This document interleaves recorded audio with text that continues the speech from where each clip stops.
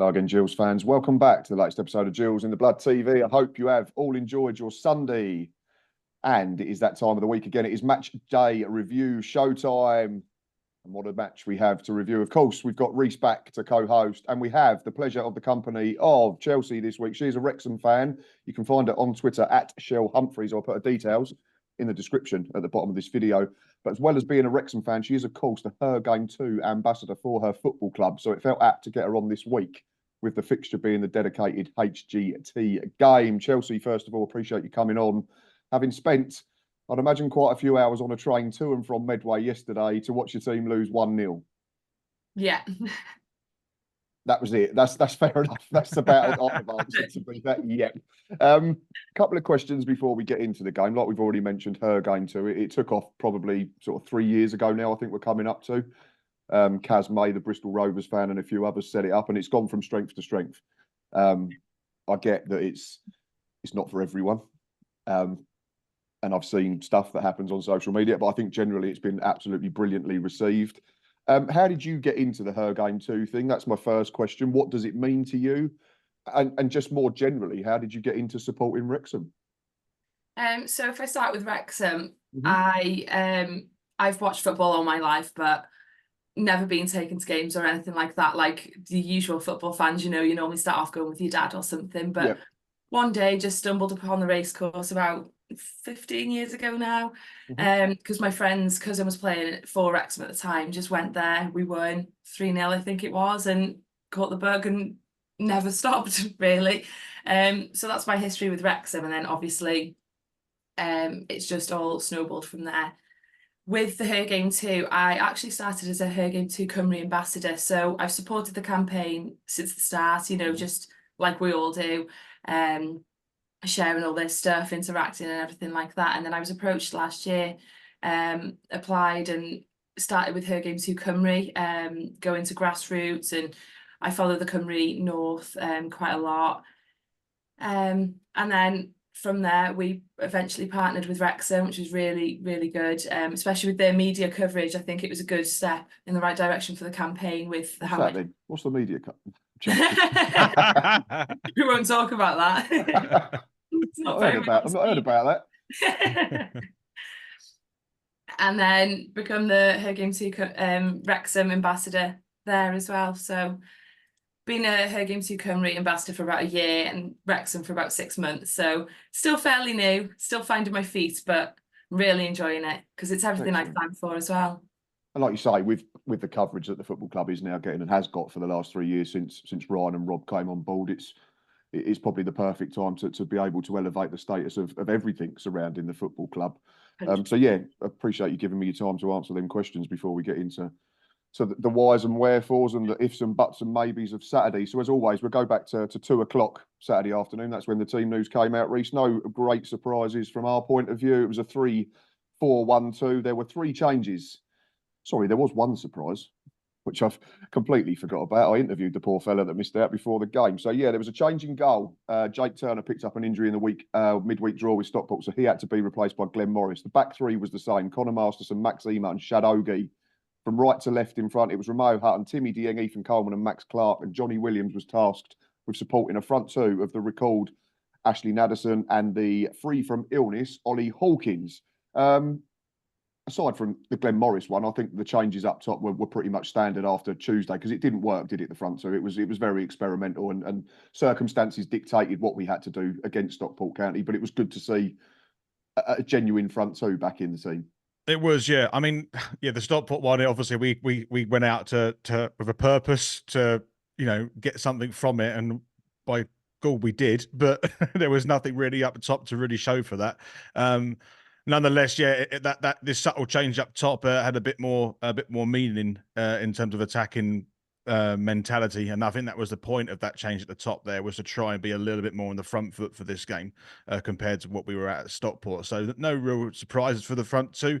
But yeah, and to go back to Morris, I think you probably got this in your notes, Matt, but I think that it's the second oldest player to have a league start for Gillingham. I think the only other player who's 7 weeks older that started the league game, I think, was Andy Essenthaler. So it's a stat I've missed out on, and I love a stat. So fair play, mate. Well done. I haven't got that one. I'll take that one. I'm going to write that one down. For Wrexham, Shell, it was Conquo in goal. Then it was a back three of Clueworth, O'Connell and Tunnicliffe. I wasn't quite sure on the shape. I think it was quite fluid what Wrexham, to me, it looked like Andy Cannon then sat in front as like the defensive shield. And then it was from right to left, Bennett, McLean, Lee, Mendy and a front two. Somewhat surprisingly, certainly from a Gillingham perspective, to see Stephen Fletcher and Jack Marriott partnered and Mr. Super Paul Mullin was on the bench again. But I suppose it just shows the strength in depth that Phil Parkinson can call upon. And Ollie Palmer, I don't think was even in the matchday squad. Is he injured or is he just, they just can't fit him in at the moment? I mean, he'd get in our team. That's the staggering thing about it. Yeah, there's a lot of speculation with Palmer. So he was injured last month. He had a brace on his knee and he was going in, but he's played since. So there's a lot of speculation why he's not in the squad. A lot of people think he's leaving at the end of the Well, sorry to interrupt, I spoke to Nathan, who runs the Rob Ryan Red podcast for the match preview, and he was telling me, and we'd had a chat during January, that apparently there was a couple of links actually to Gillingham. Yeah. But nothing obviously came of it. No. Because I was quite shocked, obviously played MK in the week and, you know, he probably doesn't like them for obvious reasons. So I was quite shocked there. So again, to not even be in the team at all was a bit strange. So obviously the speculation has gone up that notch since yesterday. When I seen the front two, I was happy with Fletcher Marriott. Mullin, obviously, like you say, he's an amazing player, but he just hasn't had his spark for a couple of games. So I was quite happy to see Fletcher Marriott up top, to be honest. With the team, obviously, we've got a couple of injuries. We've got George Evans and Tom O'Connor out. They look like quite serious injuries. It's just absolutely detrimental at this point of the season. They're our key players. So, yeah, no surprises for the team there from me, I don't think. No, I suppose from the outside looking in, because we've all watched the documentary and the Super Paul Mullin chant and that type of thing, and his numbers were absolutely astronomical in the National League. So I suppose when he has a standard season, to everyone else, it potentially looks like he's having a poor season. Is there a case that he's maybe still, he just hasn't sparked, like you said, like he did last two seasons, since he suffered that, I think it was a punctured lung and damaged ribs in the pre-season tour of America against Manchester United. Is that something that's just basically hindered him for the whole campaign? That was it. So obviously he couldn't start the beginning of the season because of the injury. And since then, he's just, obviously he's still a really good player. You can tell he's still a really good player, but he just wasn't the player he was last season. And I don't know whether it's a mixture of obviously the injury, the opposition we're playing now. He's also playing with a different striker every week. I prefer him with Mullin and Palmer together. But when he's been with Fletch, obviously he's assisted Fletch and Fletch has been really good. So I think because he's having a different partnership every week, you'd probably struggle to get to grips with that. And then coming on for 20 minutes as well isn't helping. So hopefully he gets it back before the end of the season. He's still got I think he's still in double figures with his goals this season anyway. So, you know, we can't complain too much. It's not as if he's been poor. It's just he hasn't been the Paul Mullin that we all know and love. He's got 10 goals and 3 assists, Reece. So what we do for a striker with them numbers to be having a poor season, eh? Well, yeah. Bless him. Right, let's get into the nitty-gritty of the game. And I always write, Shell, a paragraph down at the beginning before we get into the timeline. And I've written down, Wrexham shaded the first 45 minutes without creating anything 100% clear-cut. Second half, I felt Gillingham were the better team, deservedly took the lead, and actually saw the game out fairly routinely. I'll come to you first, obviously as an opposition fan. Is that a fair assessment? Yeah, I think so. I think the first 45 minutes, I think we looked good. But we just couldn't. It's that final third, and that's our problem away from home recently. You've obviously seen our recent results away from home other than Sutton. We do play okay, and obviously we've got better. The performance yesterday has been way better than our away performance recently, but we just couldn't seem to find the goal. I think we didn't have a shot on target in the first 45 minutes, which is crazy. I can tell you, 2 seconds. First half. No, you didn't. 8 shots, but none of them on target, which is staggering, for a team that is so free scoring. Exactly. But I think before the game, I knew it wasn't going to be goals galore. Obviously, yous don't score that much. We don't score a great deal away from home. So I knew it was going to be quite a tight score line. But I think if we put one in the back of the net the first half, it would have been a completely different game, because we would have come out second half, all guns blazing kind of thing. That's how we play. But it just didn't help us that first half with the performance, but no goals. Right, Reece, I've written down very open start to the game. Both sides showed real intent, I thought, and that was something that was a big improvement for Gills from recent weeks. We had a couple of free kicks. I think there was a couple of corners. There was a free kick that Timmy Dieng hit the wall. Was playing with good energy. Wrexham, we're always going to have more of the football because, frankly, they're three years down their project, and it's a team that Phil Parkinson's built over time, and we're still trying to adjust to the nuances of Stephen Clements and that type of thing. But it felt like an even game. I've put first half chance was Elliot Lee whips one towards the far corner. I've written in brackets, Shell, cross or shot. You'll know Elliot Lee better, but it was a good save from Glenn Morris, and I think, Reece, that probably settled Glenn down because of the fact that he's 40. I'm sure there was still a few nerves coming back into the side, having watched Jake Turner play in every single league fixture this season. Yeah, you have to say, if you're coming in suddenly the first game of the season and then you're at the ripe age of 40 years old, you want to make some sort of transition into the game, phrase it that way. And even if it's just a tip round the post, which is probably quite routine for Glenn Morris, it's still something to set your feet, isn't it? And I think that's probably an important save for the Gills, but actually more on an individual level for him, I think. Yeah, absolutely. It just settled him in, didn't it? And it made him feel like I don't know, like a number one again, I suppose, because he's not been a number one this season. We can't dress it up to be anything different. Shell, cross or shot? Shot, probably. I was going to say, knowing Elliot Lee, that's why I've asked the question. If it was anyone else, I'd have probably said it was a cross that nearly went in. But given his numbers this season, I was inclined to ask the question. Second half chance came to the Gills, though, and it felt like the game was very back and forth, almost like a basketball feel at times, without either keeper being overly extended. I think there was a good ball from, it might have been Shad Ogie, Reece, that got played as a diagonal back into the box, or Max Clark. And I think Max Emer had peeled off at the back stick and managed to head it back into a dangerous area. Similar, Timmy Dieng. We talked about Timmy last week when he had the shot saved and then the second effort came back to him too quickly against Newport. It felt like the ball just arrived on his head a bit quick and he couldn't adjust his body shape, and it ended up in the Wrexham fans. But it was a good show of intent from the Gills, and it wasn't, you didn't feel it was a game where we were just going to let Wrexham dictate the pace and where the football match was played.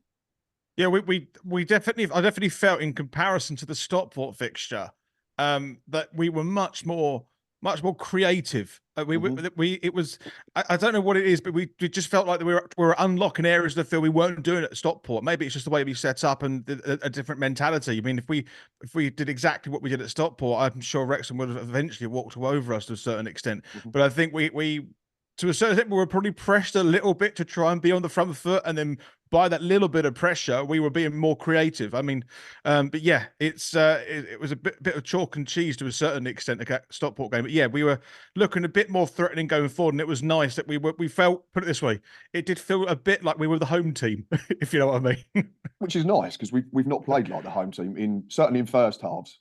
I think there's a stat going around, Shell, which is, again, we'll go back to your point where you said you knew there wasn't going to be loads of goals in the game. I don't think we've scored a first half league goal since November. My God. And yet at home since November. Yeah, we scored 2 at Notts County, but yeah, at home was mid-November against Salford City. Yeah, that's the one, yeah. And I was looking at one at home since December, either of you, so I thought, I haven't lost either, weirdly. We hadn't lost though. We'd drawn 4 on the spin. Yeah. That was the thing. It was, and then it's how you label these draws, isn't it? Which our manager has done. Are they good draws? So you'd say Forest Green was a poor draw, having taken the lead, because generally we're good when we get in front. Walsall was a good draw because we probably didn't deserve. We could have lost the game. I'm trying to. Swindon, you'd say, is a bad draw because we were in front with a minute to play. And then, I thought Stockport was a good draw, but I got told off on social media for being overly positive. And then I got told 2 days later that I was overly negative. So I'll try and be in the middle somewhere, everyone. But it's just opinions, isn't it? You know, this is what it is. Matt, just to say, the last time Gillingham won at home, I actually saw it in the stadium. That's how long ago it was. Well, I did that stupid thing where you have to be superstitious, even though you know that it has absolutely no impact on the game. And me and Ava wore matching hoodies that we'd got for Christmas to the Sutton game, and we both had them on yesterday. So now we're just not going to be able to wash them and just have to keep wearing them until... That's it. Wembley. What? I thought the game settled down after that initial burst. There was chances for both sides, and then it just sort of, there was a calming period, and everyone was just allowed to sort of breathe. But then another chance came for Wrexham, and it was Elliot Lee, who seemed to be at the forefront of everything we talk about at the moment. Jinked past a couple of challenges, and I'm going to get two opinions on this. I felt he never had control of the football. And then when he went over the last tackle, I thought he was already on his way down. I'm not saying dive, but I thought the referee fell for it to a degree. I'm not saying it's a cautionable offence. I think that Elliot's just off balance, but I certainly didn't think it was a foul. So for me, justice was done and James McLean's free kick hit the wall. Reece, I'll come to you first. Foul or no foul? Because I know you're slightly more lenient towards referees than I can be. Yeah, I don't know. It's one of those ones where I was a little bit like, I like to measure it in the metric of the percentage of referees that are likely to give it. And I think, unfortunately, it falls into maybe 10, 20% of referees that kind of give that one. I thought it was a little bit harsh, actually. But, but as you described it, actually, in the motion of play, it was going over, was going down, I suppose. But, yeah, it's very hard to also see what the referee's perspective is as well. But I don't think many referees would give that one. No, which is why I asked you, because you're obviously looking at an iFollow camera, so you're getting it from, like, landscape, whereas I'm looking at it from one end of the pitch. So I'll come to you now, Shell, because where were you situated? Were you did you have the posh seats with a roof, or were you out with the hardcore? No, no roof. It seems standard to me. I don't know. I don't think he dived, but no, I'm not saying dive. 100%. I'm not saying dive. I just felt he was already off balance because he'd rode the first two challenges, and then I just thought that the referee fell for it a little. I suppose if it's the other way around, I'd probably be screaming free kick. Yeah, because I don't think your free kick in the first half is a free kick. The one that was really early on. When we hit the wall. Yeah, fair enough. Again, it's because we're at different ends of the pitch, aren't we? Yeah, exactly. Yeah, isn't it? It is, yeah. Especially with these refs, you might as well give them a go because you don't know what they're going to give. Wind me up. And linesmen who forever just don't put their flag up until they've looked at the referee for 5 minutes. Like, just do your own job, just for once. I'd have more respect for them if they make decisions and they get them wrong. Fair enough, but just show something about yourself and do your own job rather than keep looking. It's like a kid looking at their dad all the time. It drives me up the wall. So we're saying. Well, the Wrexham fans saying free kick and the Gillingham fans are saying it was not a free kick. Didn't really get anywhere with that one, did we? We move on. Ollie Hawkins, we'll get to him second half in more detail, but he created a half chance for Romeo Hutton. Good hold-up play on the halfway line. Managed to spin his man, despite the centre-half trying to undress him. And he gives it to, I think it was Romeo Hutton, who then drifted inside. And it was nice to see, I think, because I laughed in the ground, Reece, and said that we had 2 shots from outside the box in a matter of 5 minutes. I think we'd taken us about 5 home games to have 2 shots from outside the box previously. It's a comfortable save for a Conquo. It's straight down his throat. But again, it was another sign of intent from Gills that they were willing to take their chance and chance their arm from the edge of the D. Yeah, I mean, I've never really thought about the amount of times we're not shooting from outside the box. And yeah, I mean, it just... I can't remember the last time we scored from that sort of outside the box. I remember Colin Mahoney doing it at Swindon, but like I said, we're not Salford at home, I think. Was it Salford at home as well? My goodness me. Colin Mahoney again, yeah. Yeah, and that's the thing. We're not. Sometimes, if you don't buy a ticket and win the raffle, if you're going to shoot from distance, it only takes a Conquo to make a mistake to fumble it, and it falls to whoever is quick on the spot to put it in the back of the net. You know what I mean? Actually, sometimes. So I might have just done Scott Malone a massive disservice. I think Scott Malone was outside the box when he whacked it in off the upright against Sutton. Yeah, that's a fair point. Yeah, that was a nice goal as well. Yeah, just forgotten goal of the season. Never mind. Carry on. Yeah, but all things considered there, it was nice to see Gillingham having a go. If they see a little bit of a sniff of a gap, take a shot. If it goes down the throat of the goalkeeper, then so be it. He has to make the save. And actually, it was really interesting to look at the stats after time. I think we had 10 shots, 3 on target. I mean, yeah, we did. So some of them are long shots, and that's okay by me. You're testing the goalkeeper out, and that's an important part of the game for me. So it is, and you've got to mix it up, isn't it? We're not saying do it all the time because it becomes predictable, and then your centre half gets out and keeps blocking them. But you've got to mix it up. You've got to sometimes beat your man, get a cross in, or sometimes drop in and come and have a shot. Question for you, Shell. Who was on top after half an hour? Because I felt it was very even. After half an hour? Yeah, I do think it was even. I think it was anyone's game in the first half. I think it was literally just a point of whoever got the goal first, and none of us did in the first half. So yeah, very even. I think a draw at half time is quite fair. Yeah, the reason I asked us at half an hour because I thought your best chance came slightly after that, which was when you broke on us from a set play. And for some reason, we were left 2-on-2, which was I'm not a fan of. You're taking a massive chance. And I think it was McLean that broke over the halfway line and slid in Bennett. Just thought his first touch wasn't quite good enough, and it ended up going wide, and then he's ended up blazing it into the Rainham end in front of us. But yeah, that was a case of where you just know, regardless of who Wrexham have got playing, whether that's Mullin, Fletcher, Palmer, Lee. Oh God, I don't like that list. They're going to be a threat in possession and certainly on the counter. Should Bennett do better, or am I being a little bit critical? Yeah, we just haven't really been.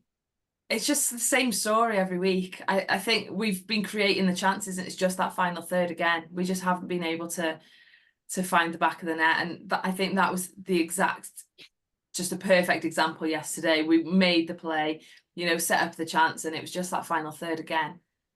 I think there was one earlier in the game as well, wasn't there, where the ball came from the other side and it was overhit, and I think McLean was on the stretch, or Fletcher, and couldn't quite get to it. So sound like us, Reece, don't they? Yeah, it sounds like we've sounded like for about 3 years. We're decent between the boxes, but not quite good enough in the boxes, which is thankfully starting to change.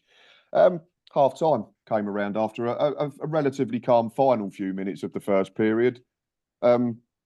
Chelsea says it was an even game, and 0-0 was about right. I think we're all going to agree on that, aren't we, Reece?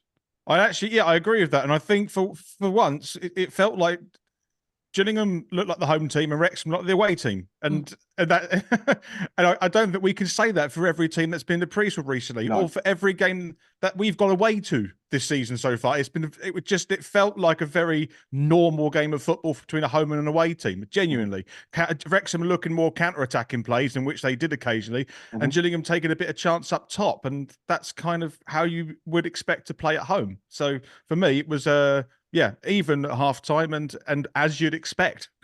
Yeah, no, I totally agree. Like, for too often we've said that we've played like the away side in front of our own fans. It's great. You go away to Notts County and you play on the counter attack and got no problem with that. Or you go to Swindon earlier in the season and you win 1-0 and you sit in and you be compact. But there has to be an onus on us to do more in front of our own, especially when there's 8,500 and we're going to be on Disney Plus in a couple of months, of course. So we need to show off a bit, don't we? I jest.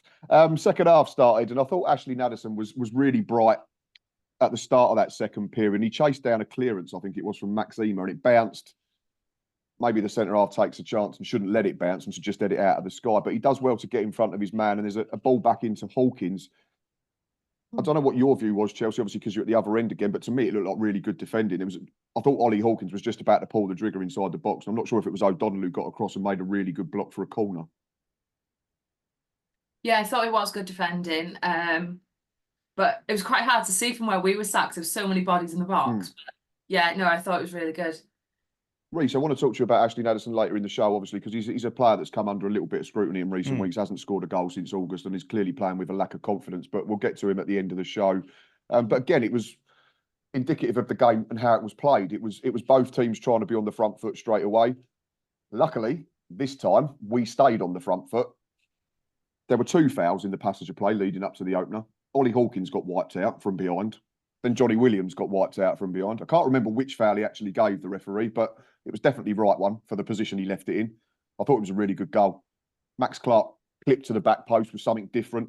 I think everyone thought Romeo Hutton was going to shoot, but it looked like a training ground exercise. And again, that's something we've not seen enough of from Gillingham this season. And Connor Masterson does well to peel off around the back stick. Again, whether he's shooting or just trying to get it back into a danger area, he does. And you want a midfielder to be doing what Timmy Dieng does, and he's got in between his defenders, and it's a tap-in. Absolutely. I watched your live match review, live match day, just before this recording, and you get that goal, don't you, on record, which is great. It happens occasionally. There's a wonderful moment, and you might have picked up on it, but as that free kick goes to Marston, the back post, so there's a handful of supporters that have a outburst of exasperation of disappointment. They go, oh, like that, not knowing that there's Masterson at the back post who's going to ping it across, essentially to set up the goal. But I thought it was quite funny because you could easily take a shot at goal, and we've seen that already in the first half. It's going to hit the ball, going to ping off, and nothing really comes from it.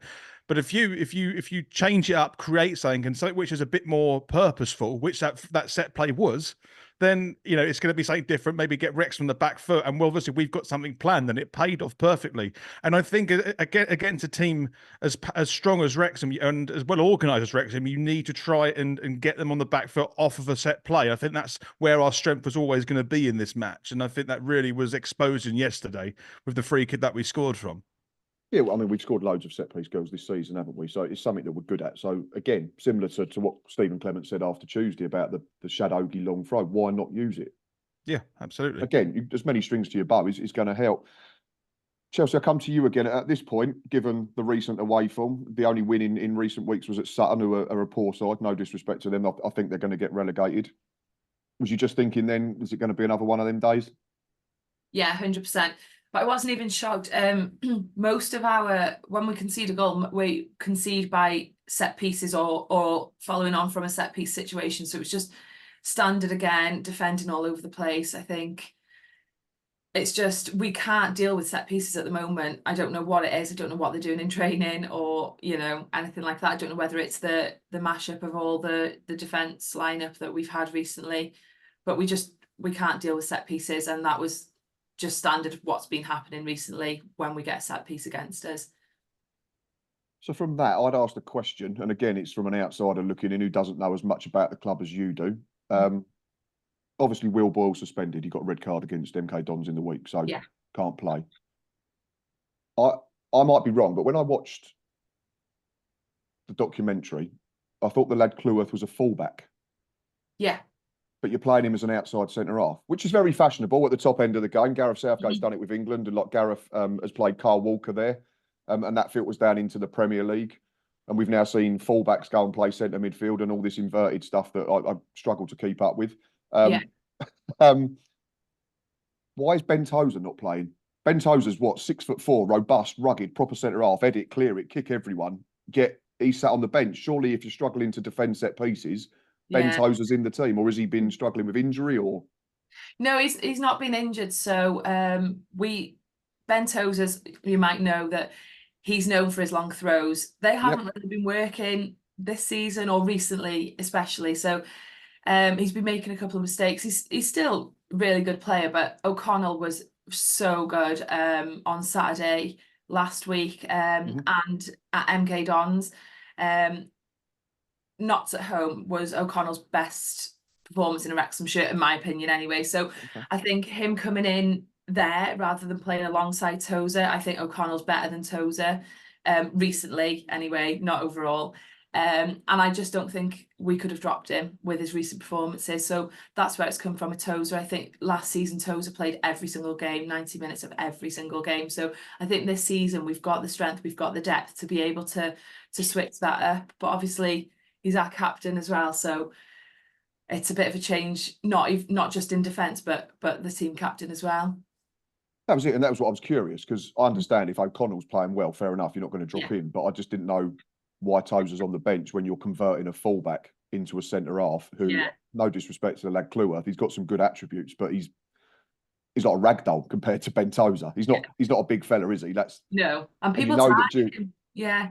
He has been playing really well, Max, and I feel like every game he plays, he does improve. And for his age, he's a really good player, and he's been really good recently.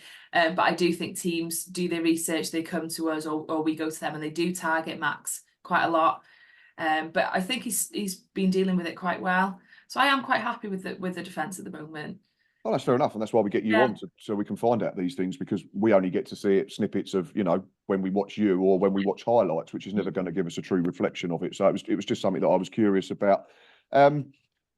Wrexham, Reece, we knew were going to come back into the game. They were going to try and get level, obviously. They're too good to not create semblance of chances with the players they've got on the pitch and the people that they can call on from the substitutes bench. There was a booking for Elliot Lee, which I think was deserved for a professional foul on Ollie Hawkins. I think it was a third or fourth discrepancy as well against Elliot Lee, so it might have been a case of accumulation as well. Then there was a half chance for the visitors, which again said to us, we've got to remain switched on. I think it was Bennett putting a good ball from the the right-hand side, and Jacob Mendy had made a good run across the box and got in between two centre-halves, but looked to me like he was heading it on the way down, and similar to Timmy Dieng in the first half, it ended up in the middle of the Wrexham supporters rather than in the middle of the net, which from our point of view this time was obviously a good thing. But it said that we had to stay switched on and be guarded because they were going to come at us and try and push us back and get back on level terms, of course. Which is the right reaction from an away team if they go 1-0 down, isn't it? I mean, Absolutely. if you're an away team, you have to throw everything at it. And it's and as soon as we scored, actually, there was I was just thinking that phrase, you're most vulnerable when you score. I definitely kind of felt that yesterday, actually, because Wrexham were straight on it, and I was a little bit nervous, but we held ourselves relatively well in the subsequent 5 minutes from us scoring. But yeah, Wrexham, a light switch shone and a sense of urgency came around the team, and yeah, it was Gillingham had to switch on. They probably knew they had to do it anyway, and they did to a certain extent. But yeah, it was Wrexham were never gonna not get more energized from us going 1-0 up, were they? No, and obviously we've already mentioned him. Paul Mullin was chucked on for Jack Marriott, who I thought was anonymous. I'm not going to lie, Shell. I thought he had no impact on the game. The only thing I can remember him doing was comically rolling over in front of the Raynham end in the first half, trying to claim a foul when he'd essentially tripped over his own feet. But I thought he was very, very poor. Yeah, he hasn't really made. I think a lot of Wrexham fans will agree with me in saying that he hasn't been the signing that we expected him to be, but he hasn't had the game time either. I think the work's there. He's putting the work in. He's trying, but everything he's doing is just not really coming off. But I don't agree with the sub that Parky made. I would have, if I was manager, which is probably why I'm not, I wouldn't have took Marriott off. I would have brought Mullin on and changed the formation. I would have gone 4 at the back. Took maybe Cliff off, which he eventually did in the 80th minute, I think. 77 or 78, looking at yeah. And then Mullin come on 69th. I think if you're doing it early, we've got way more of a chance. What's 10 minutes going to do, changing the shape then? I think, Marriott off, but Cliff off, Mullin on and put 3 up top. So you think he should have just gambled a little bit earlier, Parkinson? I think so. And I think that's one of our reasons why we're not getting the results we want, because we go 1-0 down and we're staying 5 at the back, or we're 0-0 and we've got all these chances, but we're just not going to 4 at the back. So I think sometimes that's where we can be criticised as well. It is the subs being too late and the reaction just being way too late in the game.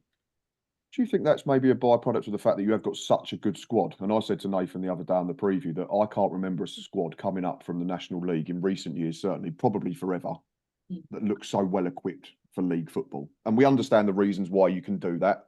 Yeah. And that's absolutely fine. I'm not one of them that sits here and goes, Wrexham this and Wrexham that. If I was a Wrexham fan, I'd be happy. If Ryan Reynolds and Rob McKellen had bought Gillingham, I'd be jumping up and down. So I think fans who slag Wrexham off, I think it's probably born out of jealousy. But do you think maybe Phil Parkinson almost thinks, well, we've got such good players that we don't have to change it because someone will just produce a magic moment rather than reacting to the actual game situation? Yeah, I think there is an element of that because, you don't take... Everyone in our squad can get a goal or an assist. It's not just the strikers, but speaking to and looking at Parkinson's history as well, he loves that formation. He doesn't really like to delve away from that. And I'm a big Parky advocate. I always have been from day one. Not everyone's his biggest fan, but I am a big Parky advocate. But I do think that's where he flaws sometimes in being a little bit stubborn on his formation. But then again, when we have got the players like you say, maybe he does think, well, we don't necessarily need to, and that's why he's the gaffer and not us on Twitter. That's why you've got to talk to us. Yeah, exactly. We say that about ourselves as well, so it's absolutely fine. And I guess when you've got a manager who's won 90 out of about 150 games, he's got plenty of credit in the bank. That's not my stat. That was Nathan. I'm not taking any credit for that one. Talking of chances, 3 came along in a matter of about 10 seconds. And I'm going to stay with you, Chelsea, on this one because it was down your end of the pitch, and then I'll come to you, Reece, because I couldn't see. I thought initially, the first shot comes in, Glenn Morris pats it back into a danger area. Should he catch that one? Then Stephen Fletcher has some sort of overhead kick. It goes through Glenn Morris's hands.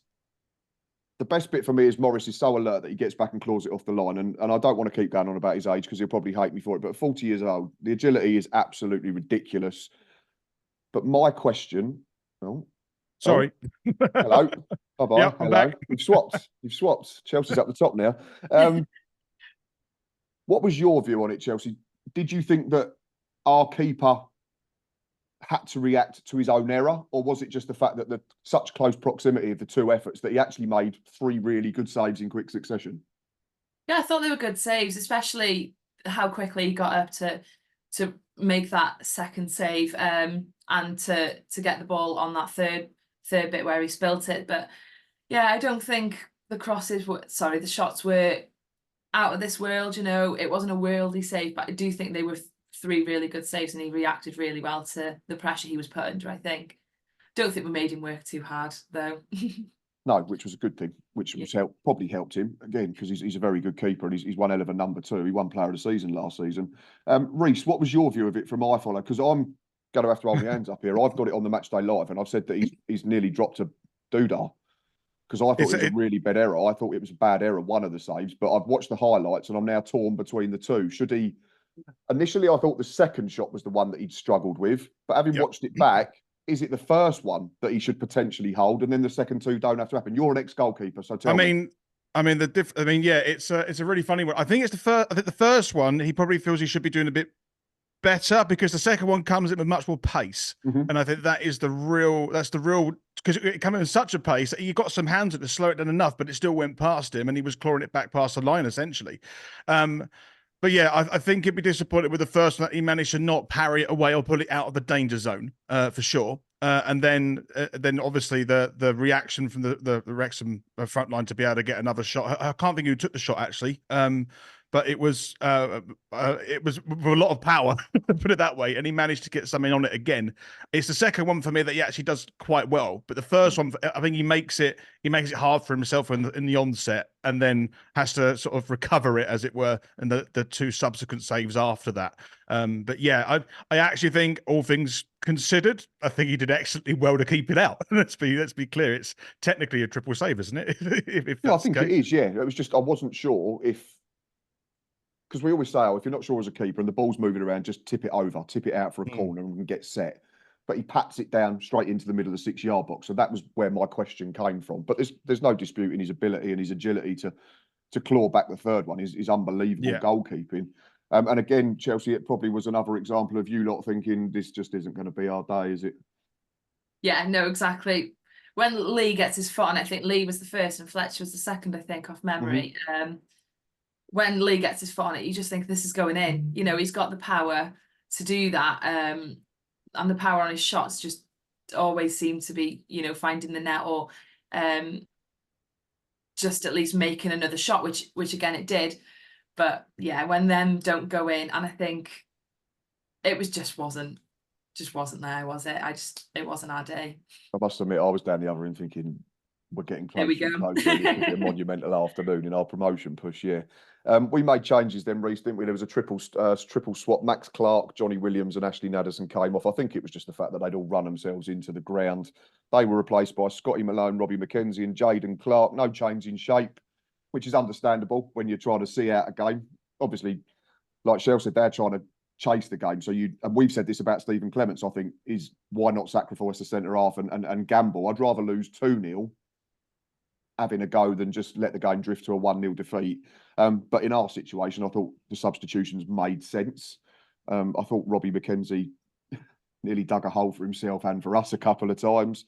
But I want to talk about the yellow card for Luke Bolton, because I felt sorry for Scott Malone. He spent 80 minutes sat on that bench. He comes on, and Luke Bolton puts him back in there straight away. I've listened to the commentary from a Wrexham point of view, and I'm going to get onto an individual at the end of the show. They're saying that the Gills bench are up and down and acting pathetically, and Scott Malone's acted pathetically. I've watched the highlights back. For me, I'm not saying it's a red card, but it's certainly orange. It's an awful challenge. He's late, he's high, he completely wipes out Scott Malone. He's got nowhere near the ball. But if you listen to the Wrexham commentary, they're almost implying that Scott Malone's play acting, which I think is absolutely disgusting, to be quite frank. I mean, Who did you ask that to me, Matt? Was that? That was to you, Reece, this time. Yeah. Sorry. No, I think you described it really well. It's an orange card tackle. I think it's one of those. You know those still that they're trying to introduce those sin bin tackles. Oh yeah, I don't want the blue one. Absolutely. No, I not. don't. Nor do I. Nor do I. I don't want that at all. But if there ever was to maybe be an example of where one may be used, this might be it. And I think. Yeah, I think it was rash. It wasn't a red card. It was definitely a very strong yellow colour. But I think and maybe it's the location of the tackle could cause all this to happen. It happened right in front of the dugout as well, and that always amplifies the reactions to what happens when people see or misunderstand how everyone's reacted. But I think from my perspective, from the other side of iFollow, it was a rash challenge. I mean, you can understand why everyone would go up in arms about that tackle, but ultimately, it's just a very strong yellow card tackle that I don't think any referee would probably give a red for. But yeah, it's a funny one, and I think it's just a location tackle that causes the blow up on the dugout essentially. Well, this is the thing. I don't recall seeing. I'm looking at it now. I don't recall seeing a blow up on the dugout. I thought there was, but I might be wrong as well. Commentary were alluding to Phil Parkinson getting involved, but Phil Parkinson just looks like he's giving instructions to his own players. I don't know. Is it been a slow week for content for the season 3, Chelsea, potentially, or? Yeah, especially with the results. Yeah, it was a yellow card though. Lee's, I think it's his 8th or 9th this season. That's his tackles. He loves a slide tackle. They usually come off well, but we do always get those fouls like yesterday where he just can't execute it like he wanted to. And yeah, I think yellow was quite fair, but I would say that. Oh no, of course, and I'm not saying he should be sent off. I just didn't understand the reaction from the Wrexham commentary team, saying that trying to make something out of nothing. There wasn't a lot. I didn't see anything going on. Our manager and assistant are standing up regardless. They're not. I don't think they've run to the fourth official waving their hands or anything like that. It was. I don't know. It just seemed much ado about nothing to me, and that's why I asked the question in jest, of course. That I think Matt, trying to create some content. I think Matt as well, though. I think from the iFollow perspective, because you get the microphone noise from the crowd as well. Sometimes that can be misinterpreted, so that where something has happened, and sometimes that can be miscommunicated to the person watching iFollow. And maybe that's how I perceived it in that way, because you get the crowd's reaction to the challenge, and that is very compelling on the microphone when you're listening to iFollow. Potentially. And the other thing for me from Scott Malone is I noticed at the end he sat down straight away and didn't get up for a while, like he's still struggling with the whack. So be interested to see if anything comes out of that, and then we can ask the commentary team whether they still feel it was play acting. Anyway, we'll move on. I've written down we saw out the remaining 10 minutes plus injury time fairly routinely. Reece, we've had this problem with Gills a few times in recent years where it comes up on Twitter and you see 6 minutes added on and you go, come on. And then 6 minutes later, it comes up full time and you think, oh, what happened? Chelsea, did it feel like a bit like that from a Wrexham point of view?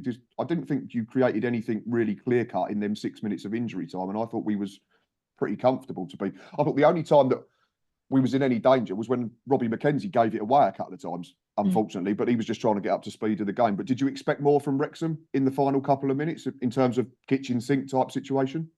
Yeah, and we usually turn it up a notch as soon as that extra time board goes up. We're quite known for cranking it up. You might have seen that we've had some stoppage time winners or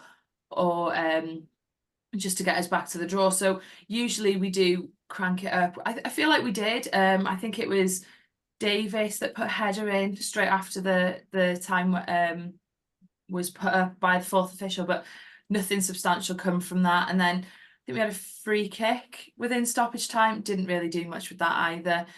I think we had a couple of chances, but nothing clear cut. I think we didn't really try that much, especially when you're given 6 minutes. Normally, you just absolutely go for it. But I think we had a couple of chances, but nothing outstanding. Yeah, I was expecting more. I thought it would be like the Alamo for 6 minutes, but I never felt like we was under the cosh. Yeah. Right, full-time whistle blew. I think it's one of them games I'm going to say we probably deserved it based on our second half performance. Reece will probably say the same. What did you think that we deserved the points based on the second 45, or would you say that you was in the game enough to deserve a point to take back to Wales? I don't think it was really unfair, to be honest. I think it's our own doing that we didn't put our chances away, rather than, you know, it wasn't a smash and grab situation from you. No. We had most of the second half to come back and get a draw, and we didn't do that. So no, I do think no points. Obviously, it's very disappointing. I don't really want to say it, but I do think it was probably quite fair. Which leads me to my next point, and it's weird how you watch games and then you look at statistics afterwards, Reece, and it gives a different picture, because I felt first half, if any team shaded it, it was Wrexham. But in the first half, they didn't have a shot on target. We had 3. Yet in the second half, I never really felt under the cosh, and I felt we managed it really well. But you look at the statistics, and Wrexham had more shots on target than us. But so it's odd how the mind can almost trick you in terms of what you see with the naked eye, and then you look at just numbers afterwards.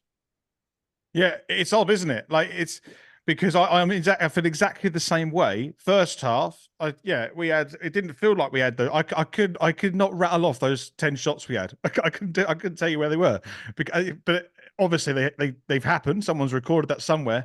But yeah, in the second half, I thought we were relatively comfortable. And I just want to kind of go back to one of the points mentioned earlier about having such a huge squad depth and not changing your team home for a moment of magic. I wonder if that's what Parkinson was hoping for yesterday in the final 10 minutes. And maybe that's why it petered to nothing actually in the final sort of 10 minutes of the game whilst we're trying to get an equaliser.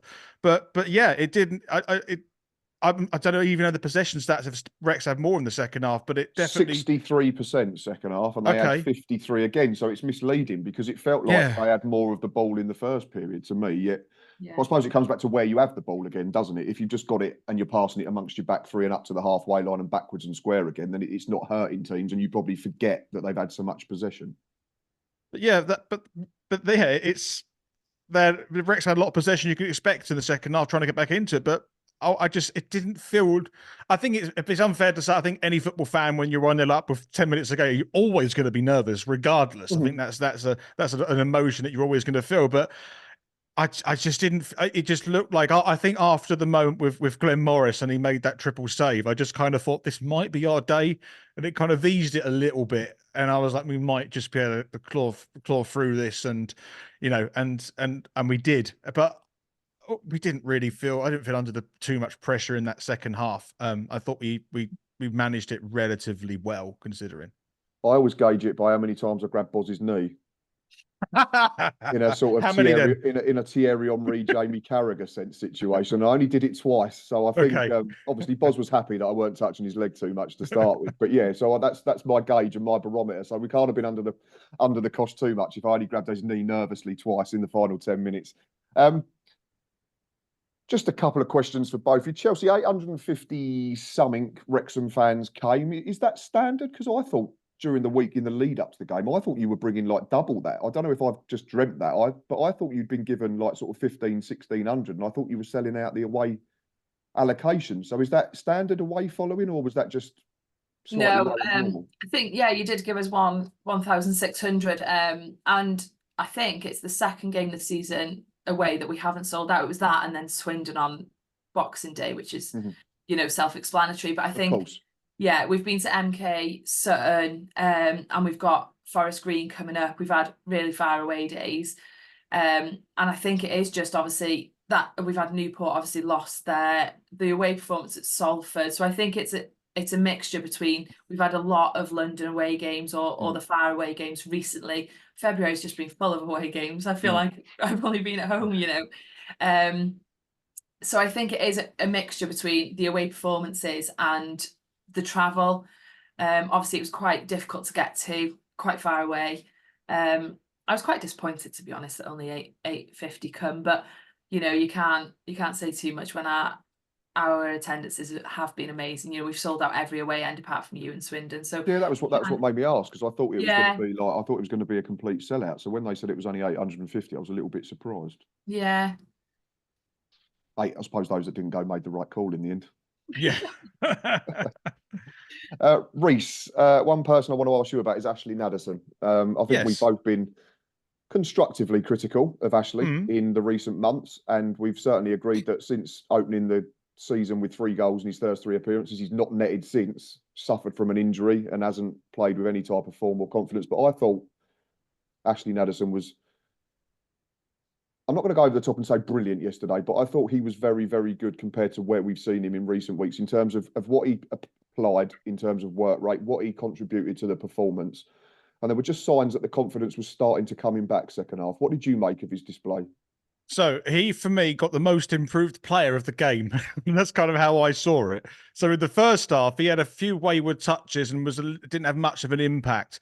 But the difference there was, I think, he was growing into the game as the game was progressing. And at half time, I wonder either if Clements had a word with him or he had a word of himself. Because at the second half, instantly he was trying to make an impact. The ball you said went over the top from Maxime at that hoof one, that he managed to cause a bit of problems in the Wrexham defence, and essentially Hawkins or whoever the centre back was, O'Connell for Wrexham, put it over the bar. But all of a sudden he's having a bit of an impact in the game, and he had a shot that skewed wide as well on the bottom right hand post at some point. So all of a sudden in that second half he's making a big impact. So, like you say, there's no whistles and bells around this, but if we look at progression, definitely, if you look at progression on a match level, yes, he's significantly improved throughout the game. And if he can continue to do that moving forward, who knows, by the end of the season, he might bag a couple of goals, which he started the season with. But which could be crucial, yeah. It was a step in the right direction for me. That was probably the best way to sum it up. Yeah, I think so. And I hope that he continues in that trajectory, because he has been, unfortunately, under a lot of criticism and been relatively absent for the middle part of this season. And I would like to see him sort of sprout in the end part of the season, when it is, as we know, the business part of the season, when it could be very crucial. Going to add that to our list of words that come up for the first time in this show. Sprout. That's a new one. We had a few at the start of the season. I'll need to keep jotting them down. Sprout is a new one. We will put that down. I've got a question.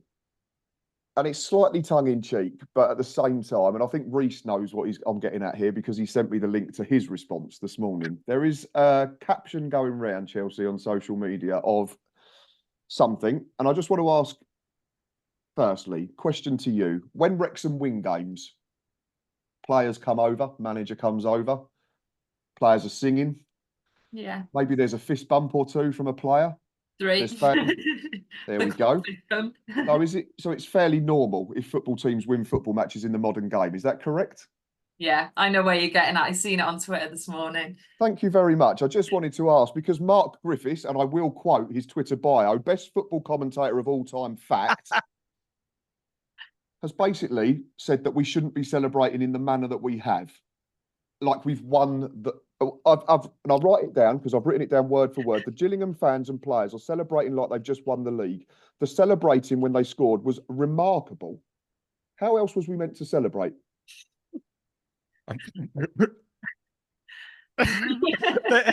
Like celebrate like they do at Forest Green in that stand behind the goal on the left-hand side of the way in. That's how I often compare it to. Or we meant to go back to like the 1950s and we all just get a rosette and a clap. Yeah, or the rattle comes out. The phone goes mild.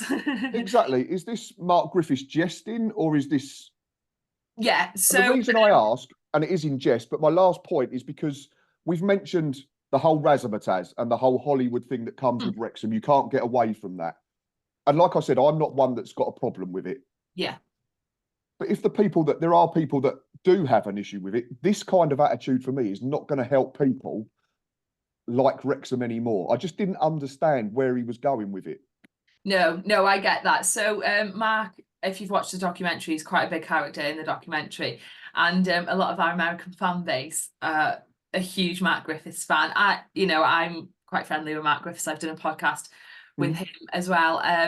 And he's very humble. He's, he knows that. So his name on Twitter, I don't know if it's still the same, but it was Disney's Mark Griffiths. Yes, it still is. Yeah, it's still the same. Yeah, that is completely in jest. So a lot of people were like making petitions to keep him on the commentary team and stuff like that. But it was more our American supporters, because obviously they'd seen him on the documentary. He is a really likable person, he's really friendly. And well, that's what made me ask, because I've seen the documentary and I thought he come across as quite a sort of run-of-the-mill guy, like you could get on with him and have a chat. But then for this, and when you're commentating, it doesn't come across as a joke. It comes across as just making him look a little bit bitter.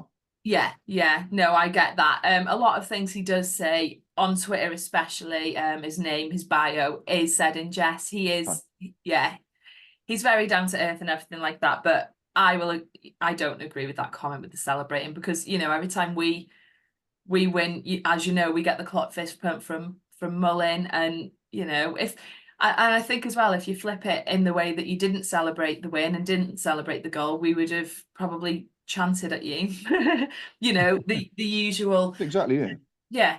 So yeah, I don't agree with that, but fair enough. I'm glad you answered it that way. And like I say, I wanted to find out because I don't know Mark Griffiths as much as you do and the Wrexham fan base, but yeah, it just came across a little bit arrogant and a little bit condescending to me. It was almost like little Gillingham. And I mean, we revel in that to a degree. I get that entirely, but it just felt just be a bit more humble, like you say he is. So fair enough. Sometimes we just don't help ourselves though at all. and that was my point, yeah, because there are people that have this opinion of Wrexham, and that's just going to make them look more unlikable, isn't it?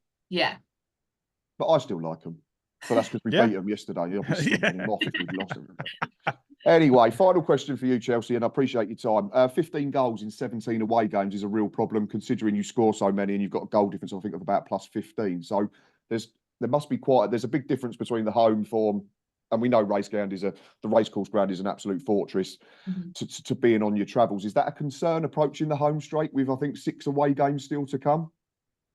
I think so. I was looking at the home and away table. So I think we've only had 21 points, I think, from home. We're top of the away from home. So we're top of the table based on home performances, but based on away performances, I think we're mid-table. And I think with our players and with how the season's gone, obviously we're still 4th. We play that game in hand on Tuesday on Stockport, I think, and Crewe. They're a game ahead of us. So I think 3 points on Tuesday, and I'm not worried at all. But I think our expectation, I was happy to come in this season and fight for the playoffs, you know, get in the playoff position. Our first season back in English football in a long time. But I think because our expectations been there, you know, we've been 2nd, we've been 3rd, we haven't dropped out of the playoffs. I think the expectation's there now. If we sort out the away performances, I think we'll be fine. But something needs addressing there. 3 points on Tuesday, and I think everyone will be able to breathe again a little bit.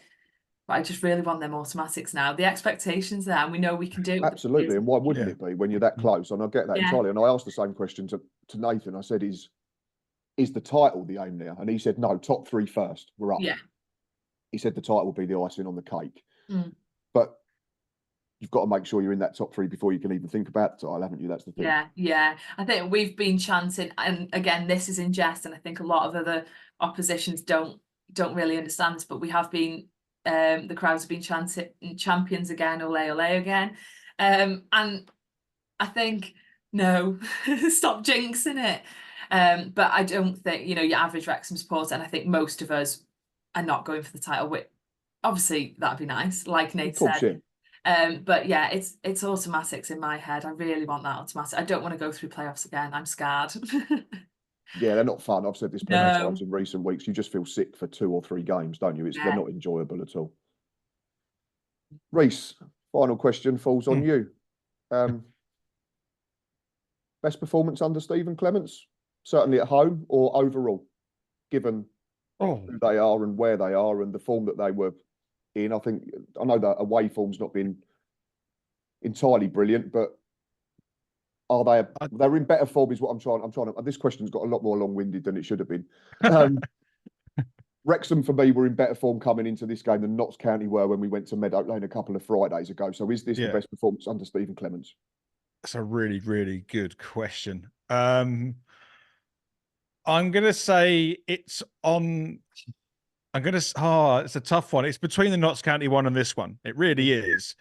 I'm going to tell you what. I'm going to stick my guns to Notts County. I think that was slightly better in my opinion, just because obviously we came out with 3 goals. I know we didn't keep a clean sheet, but we also reacted to going 1-0 down as well. So it was a much more dynamic performance.